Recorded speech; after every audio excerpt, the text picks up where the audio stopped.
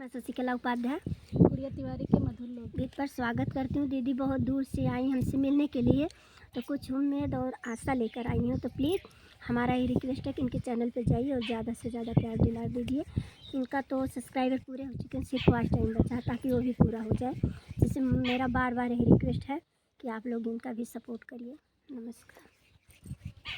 ठेलवा पर के पानवा सोपाड़ी हमरे मान के, ठेलवा पर के पानवा सोपाड़ी हमरे मान के, सासू हमरे मान के, ससुर हमरे मान के, सासू हमरे मान के, ससुर हमरे मान के,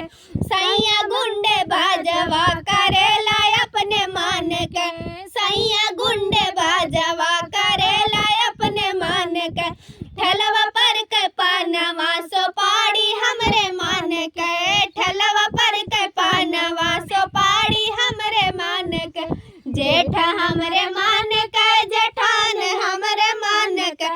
जेठ हमरे मान के, जेठान हमरे मान के, सैया गुंडे बाजवा करेला अपने मान के, सैया गुंडे बाजवा करेला अपने मान के, ठेलवा पर के पानवा सोपाड़ी हमरे मान के, ठेलवा पर के पानवा सोपाड़ी हमरे मान के, देवर हमरे मान के, देवरानी हमरे मान के, देवर हमरे मान के, देवरान हमरे मान के, सैया गुंडे बाजवा करेला अपने मान के, सैया गुंडे बाजवा करेला अपने मान के, ठेलवा पर के पानवा सोपाड़ी हमरे मान के, ठेलवा पर के पानवा सोपाड़ी हमरे मान के।